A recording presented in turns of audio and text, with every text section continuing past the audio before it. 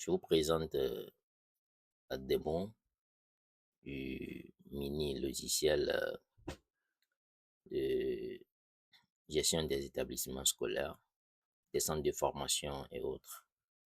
Donc, c'est un système flexible, accessible à tous, très facile à utiliser. Comme vous le voyez, nous sommes à l'interface accueil et ici, nous avons un récap des opérations effectuées dans le système. Ensuite, nous avons la rubrique navigation rapide. Ici, nous avons les boutons qui vous permettent de pouvoir naviguer en toute aisance dans les différentes feuilles. Non, ensuite, nous avons le flux de travail recommandé. Voilà. Quand on prend chaque feuille, voilà ce qu'il faut faire avec. Donc, et ici, nous allons accéder aux paramètres. Quand on clique sur le bouton ici, ça nous ramène directement sur la feuille paramètres.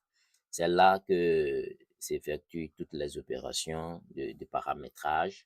Voilà, ici, quand nous voyons bien, nous avons le nom de l'établissement. Si c'est un centre de formation, vous entrez les références, les coordonnées, tout et tout. Et ici, nous avons les niveaux. Oui, les niveaux qu'il faut. Si c'est un établissement, vous entrez les niveaux. Si c'est un centre de formation, vous entrez les niveaux. En plus, les scolarités, oui, par niveau. Ici, nous avons les différents niveaux de tranches, tranche 1, 2, 3, et les taux. Donc, c'est à vous maintenant de définir les taux qu'il faut pour votre centre ou bien votre établissement. Ici, nous avons d'autres frais. Donc, s'il y en a, vous les entrez ici. Donc, on retourne sur la page d'accueil. Voilà. Donc, inscription. Quand on clique dessus, c'est ici vous entrez les éléments inscrits, le nom de tous les éléments qui se sont inscrits. Ici également, quand vous entrez le numéro matricule, le nom de tout, ça impacte les autres feuilles directement. Donc ici, quand on choisit, on prend la scolarité, ça sort automatiquement les éléments liés. Et après inscription, nous avons la feuille paiement. Quand nous cliquons dessus, nous allons constater que ici, dès qu'on entre le numéro matricule, ça sort les autres éléments. Par exemple, ici, nous avons M001. Donc, ça me sort le nom lié à ce numéro matricule. Donc, la personne va faire le règlement de la première tranche. On choisit la première tranche. Maintenant, le montant qu'il faut pour la première tranche, le système même sort ça en fonction du taux saisi dans le paramétrage.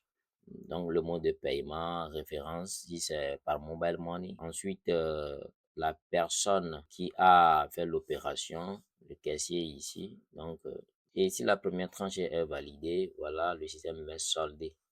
Voilà, le montant cumulé, c'est 52 000 sur les 130 000. Donc, le montant qui reste à payer, c'est 78 000. Donc, ensuite, nous avons suivi. C'est ici que vous allez faire le suivi des paiements des apprenants ou bien des inscrits.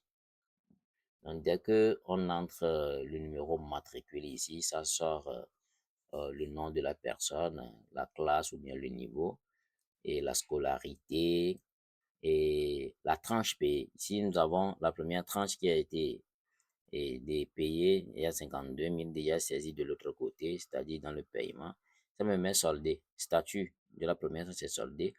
Donc, si la personne paie la deuxième tranche aussi, et on verra la même chose.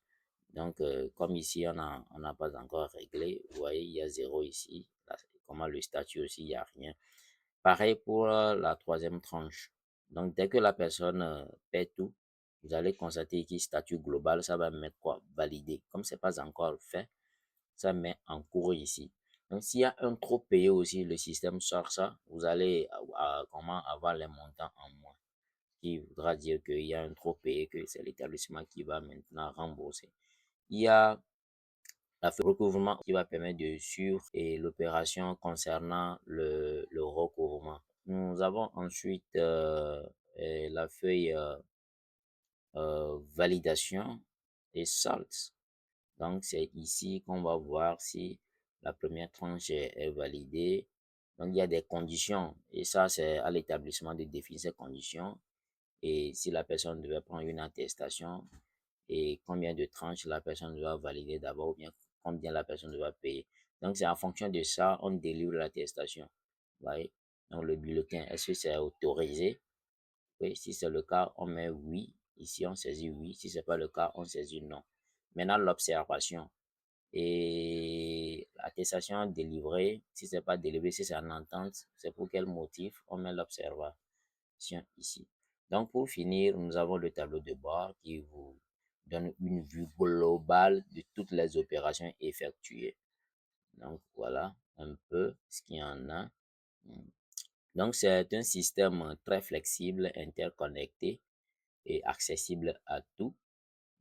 Donc, et ce système a été élaboré pour pouvoir aider les centres de formation, les établissements, afin de pouvoir faciliter les opérations d'inscription, les paiements, tout le suivi, le recouvrement.